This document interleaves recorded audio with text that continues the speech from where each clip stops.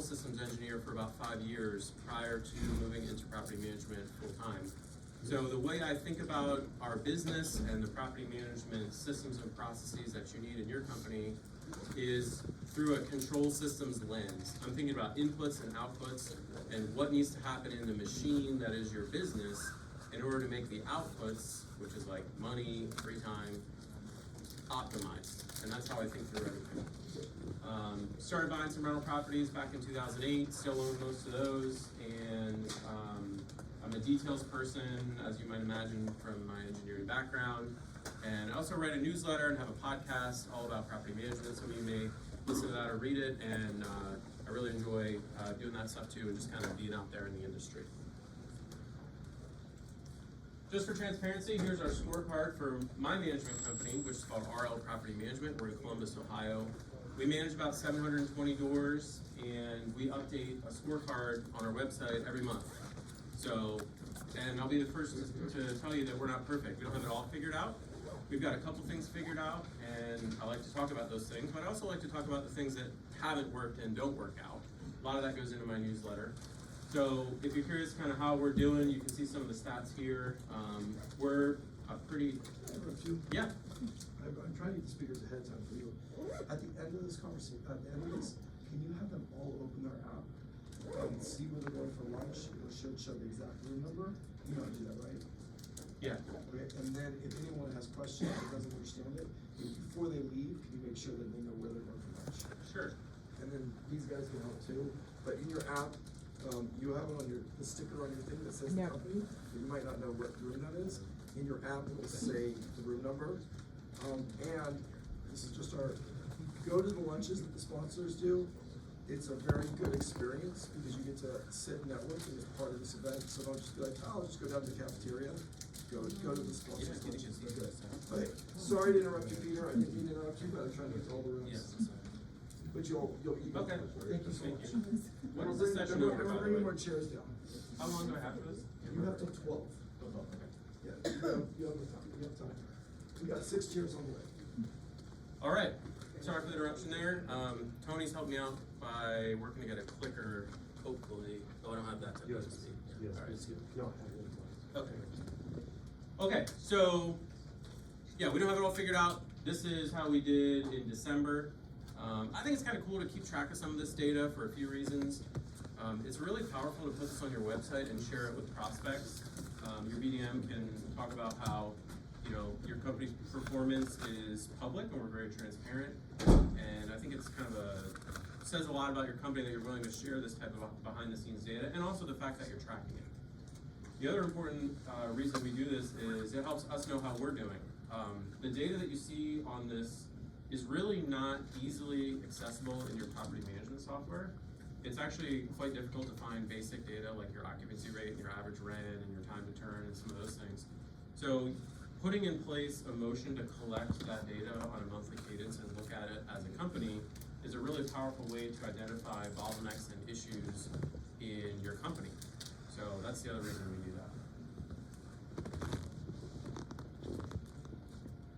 I don't know, do you know how to add that? Normally you just plug it in, so. I don't. I can just click through.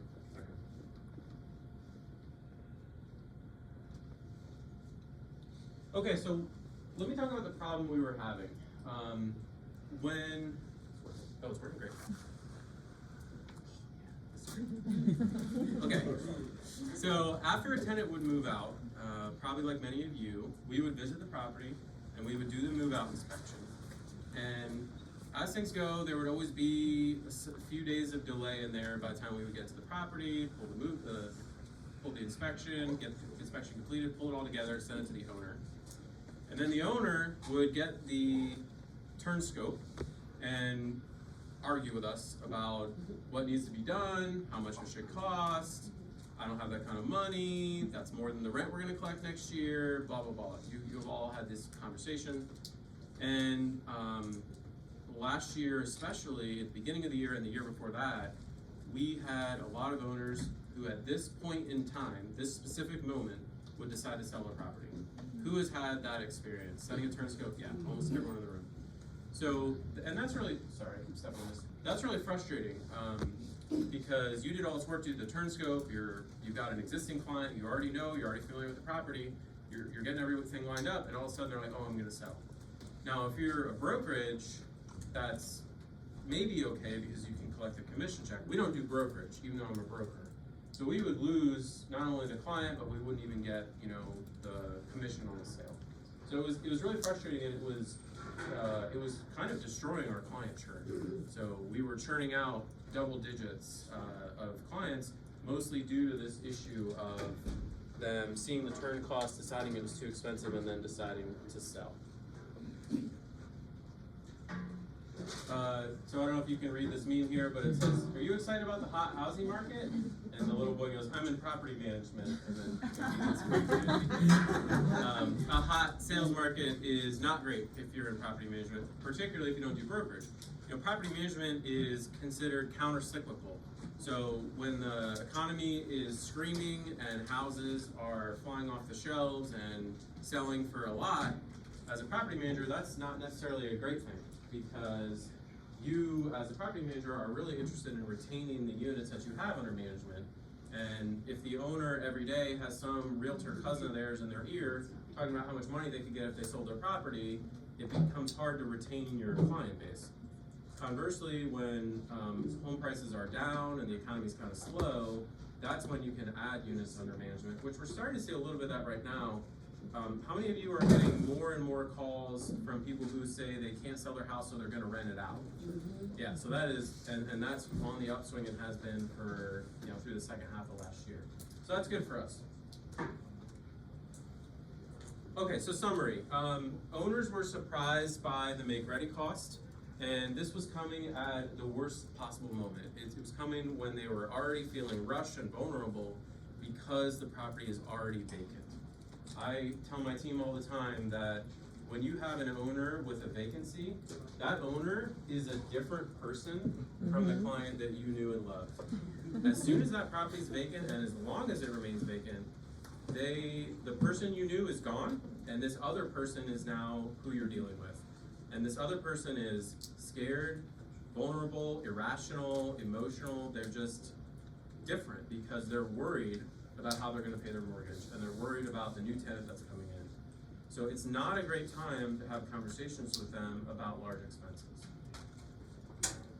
And we were churning out, and they were churning out, as I mentioned. And even the owners that didn't churn out, they would have this extended discussion with us about the turn scope and the turn cost, and it was very just stressful for everybody. It was stressful for them, it was stressful for our team, and it would drag out and be just kind of this contentious, rushed experience. It wasn't great. And in the end, even if they did approve the turn, because of this delay, when we eventually ended up leasing the property, they would come back and be like, "Oh, you took 6 weeks to lease my property." And you're like, "Well, actually 2 of those weeks was on you because you delayed and wouldn't let us start the turn." But they don't remember that, right? They just remember, "Oh yeah, every time these guys have a vacancy, it's like 6-8 weeks before our property's rented again." So that's the problem that we were having. Another little meme here. I'm sorry for the things I said during busy season. This, you know, just speaks to how crazy it is when you have a bunch of these turns going on at once and a bunch of upset owners, especially during the spring and summer. Okay, so let's talk about what we did to solve this. So we took a careful look at this whole scenario that I just described and thought about how could we do this differently. And what we came up with, which isn't revolutionary, some of you are probably already doing this, is we decided to start doing a pre-move out inspection. So before the tenant moved out, actually shortly after they gave notice, we would go to the property and do essentially a complete inspection for the purpose of preparing a scope and estimate for the owner. And there was a lot of reasons that we weren't doing this. One of them was we don't like being in the property when the tenant's in there in the first place, because the tenant wants to talk to you about security deposit stuff, which we really don't like to do.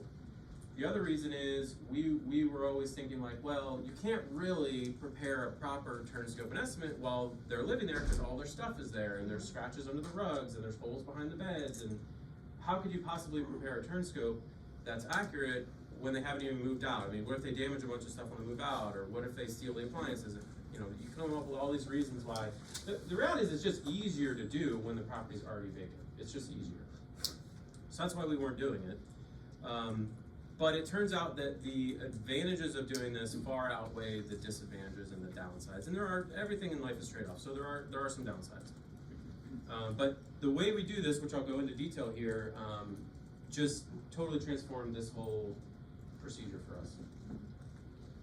So what you see here, and I'm sorry for those who are kind of at an angle, but this is our company client churn going from, looks like the data we have is from, I think this is 2.5 years or so. So going back to like 2023, you can see this is our monthly client churn, and it peaked at 3.3% monthly client churn, and then it started to come way down, and a lot of this decrease in our client churn was due to this process. There's a couple other things we did at the same time.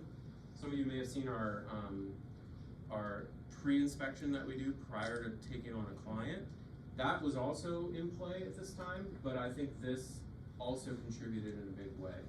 And I just want to talk about churn for a second, because it's a really important thing to understand if you're managing properties. So on the previous chart, we were looking at monthly churn. If you want to understand what that means for your annual churn, you basically multiply by 12. So 3.3% monthly churn, that's equivalent to like a 36% annual client churn, which is bonkers high. You really want to be more around 1 to maybe 1.5% client churn. You can track client churn and unit churn separately, especially if you manage a bunch of multi-unit owners, like owners who have duplexes or multiple single families or apartment buildings. Your unit churn may look different than your client churn. Client churn is really useful for understanding how your company's performance is with regard to operations and customer service, because people decide to leave your company, not buildings. So we track client churn to understand how is our team doing, and do we need to be making improvements to how we communicate with owners, or how we're handling move-outs, or anything like that. Unit churn is very, very useful for financial forecasting. So if you understand what your unit churn is, you can forecast and predict what that's going to be moving forward and how it impacts your financials. Because you make money on a management fee per unit, not per owner. So that's why I like using unit churn to forecast financial performance. Peter, do you discern or differentiate between churn that happened because the owner is selling versus churn that happened because they're dissatisfied and going to a different property manager? We do track that, and of course it changes a lot depending on the sales market, but all churn affects us negatively, so to a certain extent it kind of doesn't matter, because when an owner decides to sell, that could be because they're unhappy with your management services. So you shouldn't automatically assume that just because they're selling, oh, we can't control that. Well, sometimes they're not going to give you the real answer because they don't want to argue with you, basically.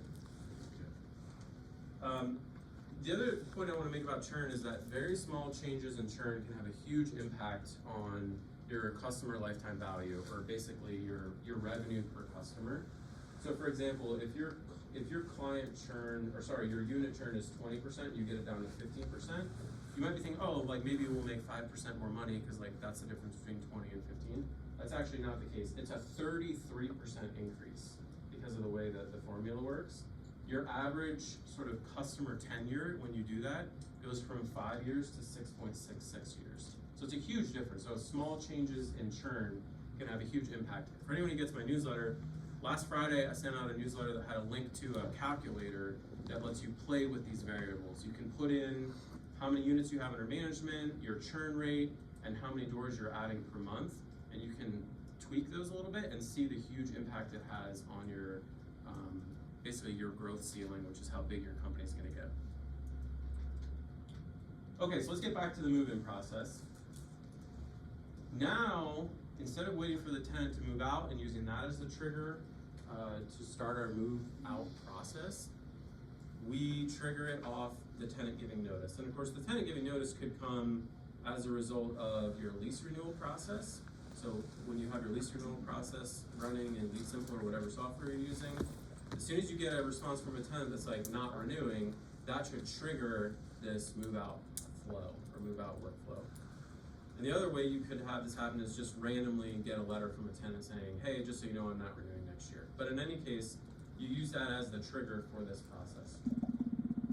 I also want to mention, we're not perfect. Like, what I'm going to describe to you over the next few slides is the idealized version of this process. It doesn't always happen that way in real life. We all know things are messy, people get busy, balls get dropped. But this is the way that we try to run it every time. Okay, so the first thing that happens is when the tenant gives notice, we go ahead and do that pre-move out inspection that we said we don't like doing. But we do it. And so as long as the tenant's willing to cooperate, which most of the time they are, we'll go in there and we will do the best job we can to prepare a full inspection and then a scope and estimate. And when we send that to the owner, we explain to them, hey, Mr. Owner, just so you know, this is not a full and complete picture of your costs. This is an estimate.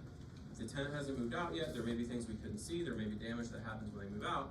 But here's the reason we're doing this. We want to get ahead of the ball, and we want to give you, Mr. Owner, the smallest vacancy window possible. We want to get your unit rented as fast as we can and have the minimum number of days where it's empty. In order to do that, we'd like to run you through this scope and estimate, get it approved, and that way we can line everything up for you. So owners are generally understanding of this if you explain what's in it for them, right? They don't care about you and your processes and how it's gonna help your company. They do care about what's in it for them, which is less vacancy. At the same time that you're doing this, and before you talk to the owner, you wanna do a market rent analysis. Because if the tenant's been in there for any length of time, the amount of rent you can get for that unit has likely changed, and it more than likely has gone up. And so what you do is just the same as you would for a prospective owner. You run a market rent analysis using whatever your process is, and you come up with a number of how much you think you could rent that property for today on the open market. And that's gonna be important when you talk to the owner. We recently started using RentCast to do our market rent analysis, and we really like it. It's pretty affordable and faster than a lot of the other options. So feel free to check this out if you guys want to start using RentCast. I've gotten feedback from people who heard about it through my newsletter and really like it. And the team is just really happy with it. I know there's a bunch of these though that'll pull data from Zillow and a bunch of other sources and prepare like slick reports and stuff. But however you're currently doing this, you'll just do it the same way. Can you Let me use pause that for for questions. Yeah. Can you use that for sale as well, or just? Yeah. Oh, okay. Yeah. Are you talking about like when you're talking to a prospective owner? Mhm. Yeah, that's what we use it for as well. Okay. Thanks. Quick question on the pre-move out, the timeline of that. So we require a 60-day notice, right? And so do you recommend, or what is your company doing in terms of, is it like the last 30 days? Or is it as soon as they give us the note, 60 days? Is that too soon? Yep, great question. We like to get in there sort of at our convenience. So if it's a super busy time and all of our folks who can do that type of thing are tied up with prospective owners or other things, we'll let it slide for a few weeks. But I don't think there's really much difference between 30 days or 60 days. I probably wouldn't do it more than 60 days out. So some of you may have move out processes that kick off like 90 or 120 days out. I would probably wait till around that 60-day mark. That gives you still plenty of time to do what you need to do, and it's not like so far out that there's more opportunity for things to change by the time they do move out. Any other questions? How many on average do you do a month? Sorry if I missed that. I think we do about 25 turns on average, turns total. So probably 15-ish, 15, 20 of those I think would be running through this process. Have you tried sending contractors out instead of your PM? To do the turn scope. We have tried that here and there in the past. It's not ideal because we know our standards better than a contractor. Because every time you walk into a property, there's a lot of subjective decisions. Are we gonna replace this? Are we gonna fix it? Are we gonna paint this room? Can it be touched up? And our team knows best sort of the end product we're going after within budget. Are you adding it to the lease, or how are you letting the tenants know, like, hey, we will be swinging by to the property? What? I don't think it's specifically called out in the lease. I think we just tell them that we're doing a pre-move out inspection. I think a lot of PM companies do that for one reason or another, so tenants seem to be pretty used to that. They're generally, more open to that than they are to like showing the unit to a prospective tenant, with like pre-leasing, which is a whole other thing, so we don't get too much pushback. Okay. We do it as a pre-move out inspection and a way to show tenants what they need to do to Mhm. get their full security deposit back, so they're generally very accepting of us coming in and helping them. And those who aren't, we post a 24-hour notice to go on anyway. Yeah, exactly. How long does it take you to go through the property, and then how long does it take to prepare, on average, that report? Mm-hmm.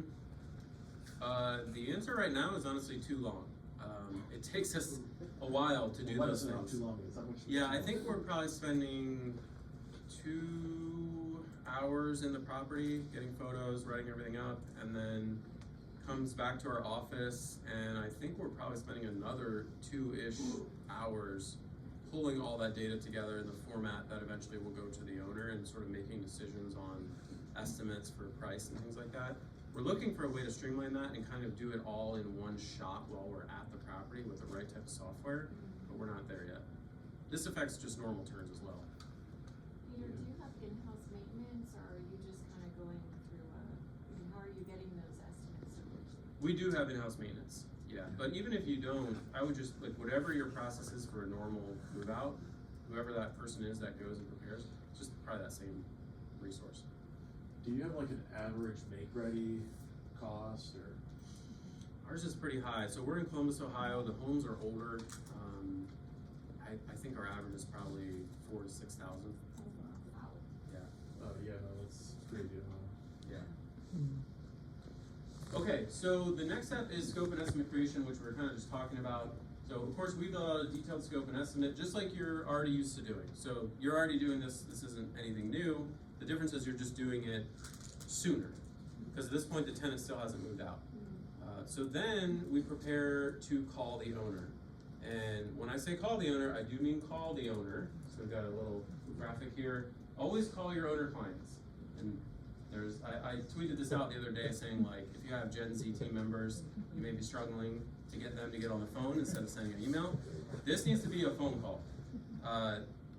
You are talking about, in many cases, the owner's most expensive asset, and you are talking about the most expensive annual cost that they're gonna experience on their largest asset. And so an email is not an appropriate way to communicate when it's this important and this many dollars. So call that owner and start with the market rent analysis. Ideally, you're gonna be able to say something like, great news, Mr. Owner. Your tenant has given notice, but we've already prepared a market rent analysis, and you are going to get a rent increase once we're done here. Your old rent that your tenant was paying was X, your new rent that we think you can get is Y, and Y is bigger than X. Isn't that exciting? So this starts things off on a positive note, and it gets them thinking in the right mindset, thinking ahead, thinking about the future, thinking about a bigger picture than just the turn costs. Because as soon as you say the number for the turn costs, they're not gonna hear anything else. They're only gonna focus on that number. So you need to get what you need to say out before you tell them that number. So then, of course, you do have to tell them the number, and hopefully it's not big, but it always feels like it's bigger than you want. And then you can talk about when you think you could be done with this turn. And again, explain the advantages to them. Hey, we have this new process at our company. We're doing these pre-move out inspections, which means we're gonna be able to get your turn done faster because we're gonna be able to line up resources and contractors. Again, keep them in a future-oriented mindset. We think that the turn is gonna be done on this day, your unit's gonna be listed later that day, our average leasing time is this, so you're gonna get that money flowing again so fast. Really try to keep it positive. And the idea here is to turn owners who would have sold had you approach them with this information in a moment of panic and sort of surprise them with it, and you're instead gonna turn them into an owner who's gonna stay, because you get the opportunity to calmly explain how to calculate the ROI from the turn cost and the rent increase and everything else that you guys know, and there's a lot of sessions here talking about putting your owner in the mind of an investor and thinking of yourself as like an asset manager, more so than just reporting costs and expenses. Okay. So you can also do something really interesting here because you have time, which is you could have either your team or another contractor, general contractor group go in and come up with ideas for improving the property. Look at the bathrooms, look at the kitchens, look at the exterior. What does this property need in order to maximize its value and its appeal on the rental market? Have those numbers ready, and then redo your market rent analysis with the improvement in place, and go to your owner and say, by the way, if you're looking to improve the value of your home or of your property, we went ahead and took the liberty of pulling some numbers together. We think you can actually get $100 more in rent if you spend $8 grand on a bathroom remodel. And we have a crew who's ready to do it. They've already given us a fixed bid price. Do you want to pull the trigger on this? And this is a great way to not only make your life easier when it comes to leasing, but also drive revenue either for your in-house maintenance team or if you're marking up maintenance or whatever you're doing. So it's a huge opportunity. Again, this stuff is hard to do when the tenant's already moved out because you're rushing. All you can think about is getting that new tenant in there. The other thing you can do is once you get this turn scope approved, you can start to get funding from the owner by sending them that funding request that always takes 10 days for them to get back to you about. Or you can just start withholding their distributions for the next month or two, their disbursements. So they have to send in less money. So we started doing this, it's been really helpful. Owners like it too. It's optional, like we tell them like you don't have to do this, but a lot of owners really like this. And again, you have time. You have like 45 days still at this point to sort of talk to the owner, get the money, get it all figured out. It's so much nicer. So then by the time the turn does start, you have the money in hand, you have an approved turn scope and estimate, and you have contractors and vendors or your own team lined up and ready to go. So the moment you get those keys, you guys can get started. And everything, you have plenty of time to organize and lay that all out on a nice schedule. So what I just talked about, you have everything ready in place, and you don't have any more last minute scrambling, and you can load balance. You can take your resources in the form of your skilled folks who can do those move out inspections, your best contractors, your people who are great on the phone talking with owners, and you can move those things around because you have time to play with it, and then those critical resources aren't stretched and maxed out, especially during your busiest times of year. So this takes a lot of work to do, but you don't have to go as fast and you're not under this time crunch. So there is extra steps here, but because you are moving work from a period of a bottleneck, which is when the unit is vacant, to a period of relative flexibility, which is while the unit is still occupied, it lets you move things around, and it's just a much more seamless way of doing it. You're also dealing with a much more calm property owner when you do talk to them. So you can think of this process as a way to turn rational property owners into rational property owners that you can sit and have calm conversations with. So, I don't think I have much more here. Oh yeah, so this says being a property manager isn't stressful at all. Marcus, 27 years old. So that's, honestly, there's not a lot to this, so this went pretty quick, but we have plenty of time for questions if anyone wants to ask more about how we do this. On the tenant side, I understand that you're giving them an opportunity to fix some of these things. However, we never personally see that go well. Their understanding of what they need to do is, a much lower standard than we expect. So we get in this whole argument, well, you said, and I did, Yeah. and no, you didn't, and we try to educate them what's the difference between wear and tear and our expectation, but you know, that requires reading and, you Yeah, know, so understanding. we honestly don't talk to the tenant during these pre-move out inspections. I know exactly what you're talking about. Tenants wanna engage you with like, well, this was here and I can fix this, blah, blah, blah. We don't engage in that. Everything's laid out in the lease. When they move in, they get a sheet of our expectations, and even some of the items are even like laid out in terms of cost, like if we're gonna do it for them. So yeah, totally agree with you, and that is not part of what we do. We're not engaging the tenants. So, but what do you do if they engage the person there? Because sometimes it's not up to the inspector, they just, I would just have them say exactly, I'm sorry, that's not up to me, I'm just here to, Got it. call me in office, right? yeah. Yeah. So after the tenant moves out, do you go back in, someone goes back in and does a whole other Oh, inspection? great point. And then also, like, what if something major is found? So sort of Yep. all of that.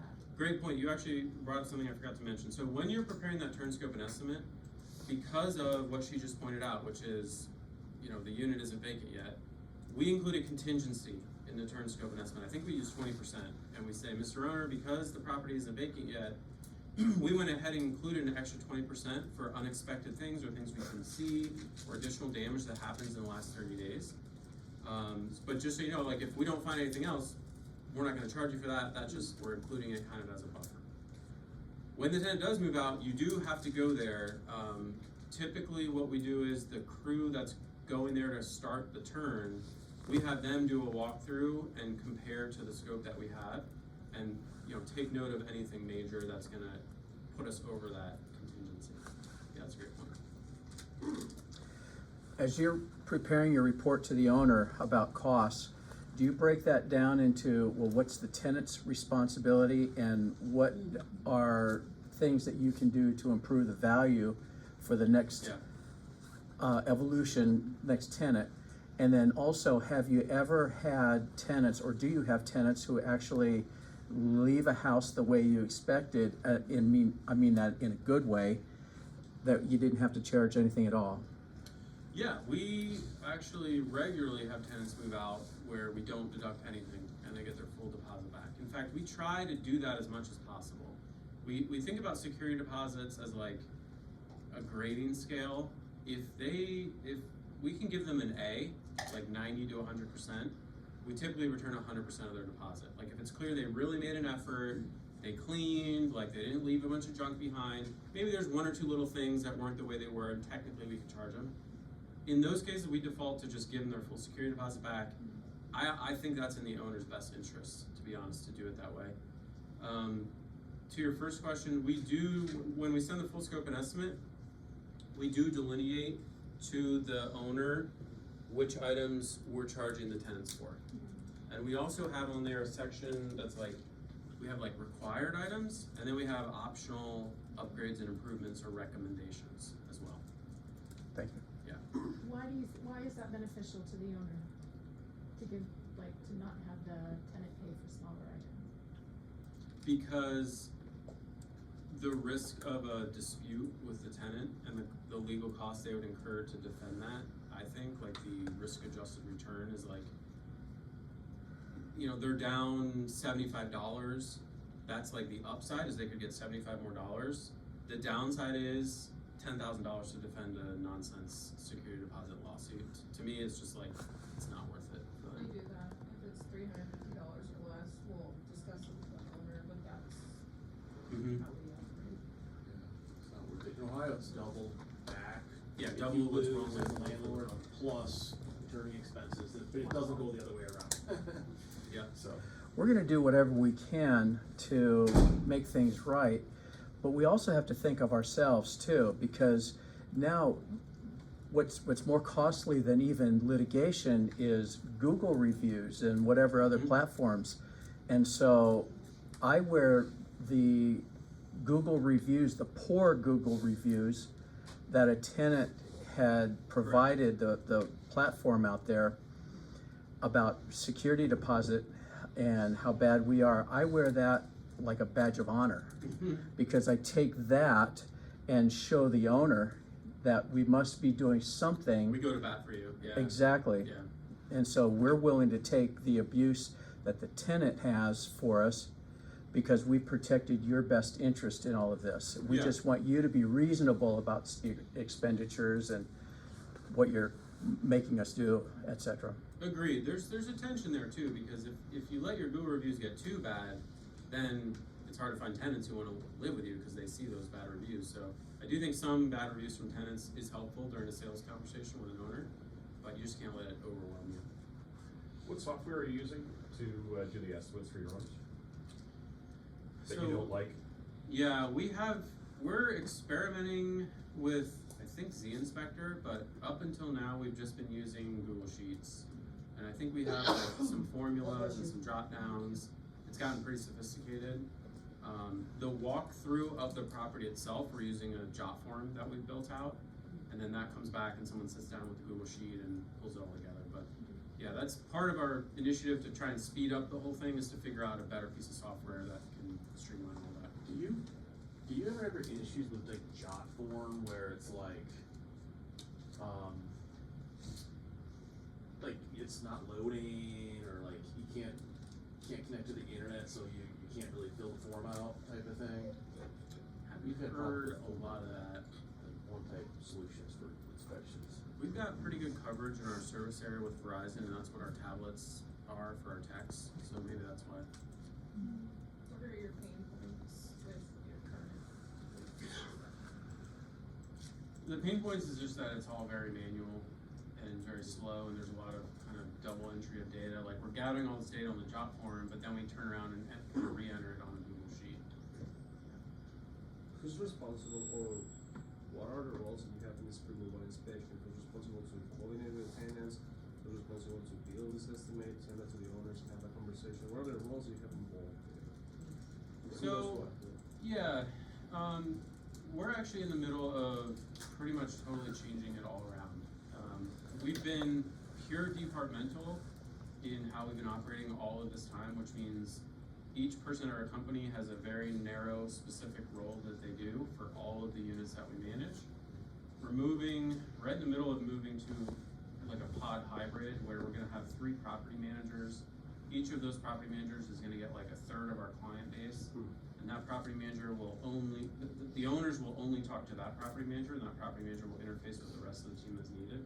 So when we're fully switched over, which is actually gonna happen in a couple weeks, the property manager will be the one talking to the owner about all of this. But they will not be the ones necessarily going to the property and doing the inspection and all of that. So single point of contact for your owners. Yes. So that you're familiar. Yep. But the downside is your property managers have to have endless conversations with the people below them about the maintenance, the leasing. Everything Yep. flows up to the property manager in a conversation, and then it goes going. Yep, exactly. And you found departmental just didn't work. It works, like it's gotten us to where we are, but we've just been getting so much feedback from owners saying, I never know who to contact at your company. And I also feel like owners, like, it's a subtle difference here, but I have this hypothesis that owners, they don't wanna call their property management company, they wanna call their property manager.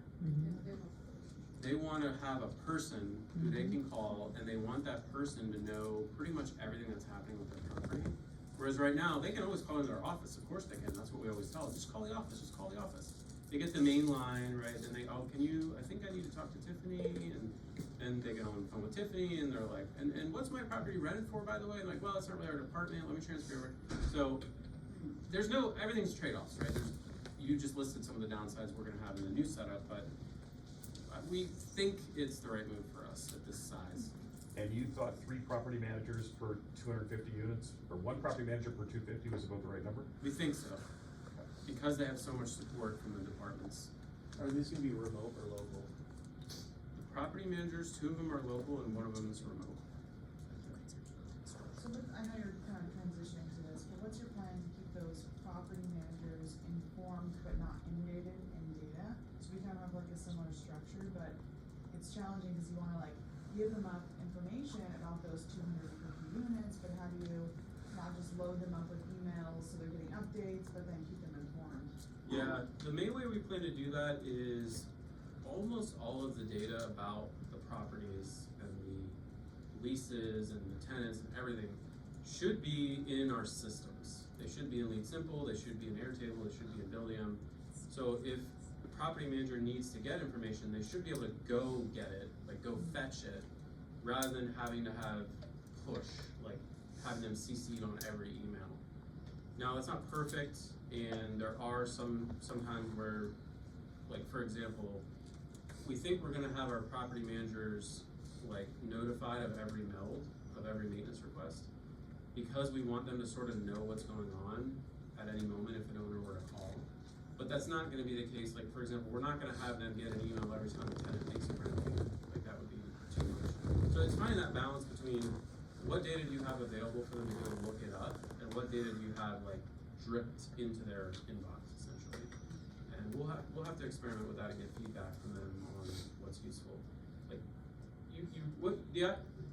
the outcome you want to try to avoid is like you don't want a property owner to call in, get their property manager, and say, "What's this I hear about an eviction?" And the property manager goes, "What eviction? Let me look into it. I've never heard of that." So the property manager needs to know before they get on the phone certain things. I'm not expecting the property manager to know about every late rent payment, but they should know about evictions. They should know about major maintenance items and things like that. I had a question. So we're very similar, pod, PM assistant. A couple notes, like what we do is try to, give the authority to the PM assistants to make final decisions, but but the PM kind of trains them on what they really want to know about. And so that kind of really helps them get out of the weeds, is what I call that, and stay high level. What I had a question on is my PMs struggle with, we're recently starting to do the pre-move out walkthroughs. They have an owner set mindset of like what the owner is gonna wanna do. But if the maintenance team goes in there and frees up my PM from having to do that move out, then the maintenance are like, I need all this done. And whereas the PM makes that decision of like, no, we don't need to do that because that's not gonna necessarily affect rent. We're still probably gonna get, we'll still lease it outright or quick. How do you train whoever's doing your walks and your inspections to have an owner mindset and then have an actual maintenance mindset? Because that's what I'm struggling with. Yeah, so I believe that the person who's doing these walks, and whether it's for a normal turn, a pre-move out inspection, or even the pre-inspections that we do, which I talked about on my webinar, that person, that skill of walking a vacant or soon to be vacant property and preparing a scope and putting prices to it, I think is one of the hardest and most skilled jobs that we do as property managers. It is not easy. It's not something you can train someone up in a week. Like, they need to know about mechanical systems, they need to know about depreciated value, they need to know about current renter preferences on, could this wall just be touched up or do we need to repaint it? What about this flooring? How dated is this bathroom? So, like, I don't know the right answer. I just know that it's hard, and it's something that we take really seriously and think hard about. Like, anyone who can do that well is a really valuable asset for your business, and you should like build a system around that person to make them highly productive, make sure they're happy, and keep them busy, because like you're pointing out, I think to answer your question a little more specifically, we train our maintenance folks to be able to do it through the eyes of the property manager. So they know, like, just because something isn't perfect doesn't mean we're gonna fix it if it's a $900 rent unit. So there's a feedback loop that you have to put in place so that they're hearing back from the property manager or the leasing agent on, did they spend too much money or did they miss stuff? So yeah. Yeah, I had my maintenance guy go in there and he created, a pretty detailed scope, and then we have the PMs kind of just review it and say, I don't think, or just ask questions before, and then, it adds a lot of communication and slows it down a little bit. But Yeah. Anyway, yeah. Cool. We do like you said, kind of like a recommendations and then like a deferred maintenance type setup, so that we have a list that throughout, if you're signing like a 1-year term, throughout that term, we know that XYZ might need to be taken care of down the road, but this is what is required to get it rent ready and still be profitable for the owner. Like, you let them defer stuff till like later in the year? While the We'll do unit. like small upgrades, like say, like we believe that, kitchen fixture needs an update, right? Maybe we'll go in halfway through. But I also hired my husband, so his qualm is that he comes home and I'm not happy. That's how we beat it, so. Got it. Yeah. Okay. Sorry. One of the things that's helped us out is having a property standard condition form when we bring the property on. So when I meet with that owner initially, when that BDM is done with them selling us a great thing, I go through with them and say, hey, no, this stove only has 3 eyes working, that's not gonna work. So here's our standard. That standard is also translated to the tenants, so when they move out, they have to meet the same standard. So when the homeowner is saying, well, I can clean this house myself. Great, yeah, I'm sure you can, but let's pull your refrigerator out. You're stuck behind the refrigerator. And I want a vendor to come in here and clean it because then I can warranty the work, and if it's not done right, they'll come back and do it right for me. So don't clean, right?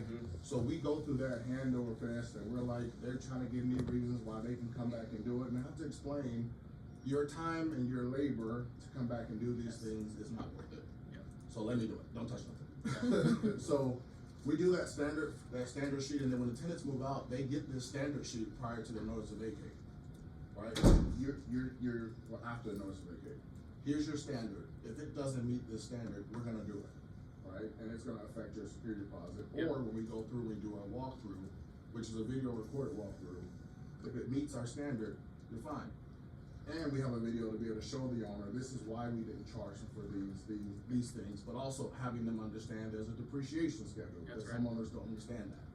So there's a lot of training that you have to do, and you start that at the beginning when you bring the property. Yep, fair point. Okay. So how do you handle a owner who had an existing tenants and you take place, right? And the owner is self-managed, right? And then they don't have picture of moving, and the tenants move out, and you try to help the owner, but the owner doesn't have any proof of anything. So how will you handle that? Yeah, Because it happens a lot. That's very typical. What we do is we will kind of do our normal security deposit deduction process. Like, we'll treat it as if we had placed a tenant and we knew the condition of the property. And we'll send that to the tenant. And if the tenant disputes it, and they're like, no, this was broken when I moved in, no, this wasn't, this was like this before. At that point, we go back to the owner and we say, Mr. Owner, we don't have anything to show that this is incorrect with what the tenant is saying, so we need to basically make the adjustments that the tenant is requesting here. Unless you, Mr. Owner, can dig through your phone or something and show us some evidence, because we can't defend this in court, we're gonna get steamrolled. Right. And at that point, and the owner may not like that, but you really don't have a choice. So you could try, and then if the tenant disputes it, then you're stuck. And then that kind of gives you the leg up to coach them for the next tenant too. So even though they're upset about it, it puts you in the position to evidence why your professional opinion is warranted for the next, right? Yep. One of the things that we've done something a little bit similar in terms of really trying to have that 60-day previous to move out. And one of the things we tell the owner is that when, like, we really focus on pre-marketing the property. However, that puts us in an extreme legal disadvantage if we pre-market the property and lease it, and we have this short timeline, and then we don't have a plan. And so we tell them, hey, if you're not willing to upfront agree to a certain amount of money, now we have just like a checklist and say, you gotta pay whatever it costs to trash it out, and then we have this checklist, and then we give you an estimate for anything over $1,500, like on an hourly basis. But I'm definitely taking what you're saying in hand. But the big thing for us is we're not gonna pre-market by 60 days when you're gonna find your most ideal tenant who's pre-planning. You don't want the person that's homeless and moving in tomorrow, but that's actually what you kinda want. It's just they're not good. You kinda want that when it's vacant. Man, we've gone back and forth on this a lot. Like, do we pre-market it? Do we pre-lease, pre-list? Do we not? I think right now we just don't do it. Yeah. Because what if the tenant doesn't move out? What if the turn is way worse? What if the owner decides to sell? You've got this tenant lined up with a lease signed, ready to move in, expecting property in a certain condition. I think some of this is market dependent. Like in some markets, like everyone does it. It's just everyone gets it. It's well understood. In other markets, like nobody does it, and it just so much friction and so much risk that it's not worth it. So I think it's worth experimenting at your company and your location on whether you can pre-list, pre-lease, or do you have to wait until the property is vacant, or do you have to wait until the property is fully turned? There's a lot of, I don't think, like reasonable people I think can disagree on the best approach for that. It took us a while to nail it. We had a lot of problems until we kind of got that. Same. Bottom line, I think, is you just set the expectations for all the different parties like this. And I shy away from marketing the property when there's a tenant in there who has some nasty underwear laying on the floor, some smells coming out of the disposal, and that kind of thing. Now, we don't want people to come in there and look at it because it's a waste of time, B, especially if there's a dog around there, and or a cat, especially a cat, because of the dander factor and all of that. So it's just a matter of setting the expectations and putting them out there, just so everybody knows the rules ahead of time. Agreed. Yep. You also gotta look at what your competitors are doing. If all of your competitors are pre-leasing, and you tell your owners that you're not doing that, it's gonna be harder. So would you inform an owner if a tenant gives notice, we're gonna have a month vacancy, guaranteed? That's pretty much what we do tell them, yes. Yep, and if you look at if you run the math on that, and we're able to tell owners hey, I could go back to the slide, but if you look at our occupancy rate, or if you look at our average tenancy, say it's 3 years or 3.5 years, and you factor in a month vacancy every 3.5 years, and you run that math, that's like a 90-something%. The engineer knows what 1 divided by 36. I forget what the number, how the math works out, but it's reasonable. It's hey, yeah, you are gonna have a month vacancy every 3.5 years. That's, if I knew a better way to do that, I would. My own properties are managed this same exact way, and yeah, it's a cost of owning my own property. Now, there's probably someone in here, who in here has an average, from the moment the tenant moves out until the new tenant moves in, whose average is less than 15 days? See, there's some people in here who are doing that. And in some markets, that's normal, and there's some amazing ops people who I've met and talked to who are oh yeah, no, it's 5 days, every time. Tenant moves out, we have everyone ready to go, new tenant moves in on Monday of the next week. Or even 8 hours. I don't understand how that works, because maybe in my market it's different, but don't people move out at the end of the month? And then if you give me 5 more days, where am I? No, we stagger our done. Yeah, that's the month. It can be we done. just Answer the year. Yeah, we're staggered all out. They move in and move out at any. Not the month, I'm talking the day. So you let people move out on the 17th, the 11th, the 22nd, all over that. Okay. Staggered, I mean, we have people moving in 8 hours. Yeah, I mean, we try to avoid that, but it's 8 hours? the DC market. Yeah, from the DC market. Yeah, our average leases are maybe 18 months, and so because the owners, a lot of them are State Department military, they're used to, as an owner, they know from the tenant side this is kind of the expectation, and so unless it's we need to do a bunch of stuff, tenants kind of know they're moving under the wall. Of course, we want it to look as good as we can, but we don't. There's not an expectation in that market that walls are completely fabricated, et cetera, so it just depends on the market. 8 hours. We have a checklist item. When we create new leases, we have a checklist item that runs a report that shows the move out dates in the month that we're ending the lease. And then we just look and say, hey, there's this money, find the space where there's no move out, the fewest move out dates, and add it in there. And we just tell them that's when the move out is. They don't complain that they paid till the end of the month and you want them to move out early? No, if we have an end of the move out date at that time, then that would prorate, even though the law allows normally that if you give a notice for the mid, it still gets paid the complete month. If you put that in your lease, you essentially have to prorate, I would say. Yeah, we prorate. Whatever day they move out, their rent's prorated through that day. So this is going into my class, but I'll give a little nugget. We end our leases on a Sunday, period, point blank. Oh, wow. So I'm telling you, it's a game changer for the return process. We end all of our leases on a Sunday. So I get into that property Monday morning, unless that tenant has not moved out, and then I have someone there Monday who's telling me that someone is still there. So then I can also start my process, the charging or the property detainer, all of that whole process. So leases end on a Sunday, you get in there and you start your turn on Monday. Yep, one thing. And come to my class for the rest of it. What's your name? Plug your class, when is it? What's your name? Josh, it's the 5-day turn process. There you go, 5-day term process. One thing we stopped I wanna doing- go to the 8-hour one. Our normal is 5 days. Our normal is 5 days.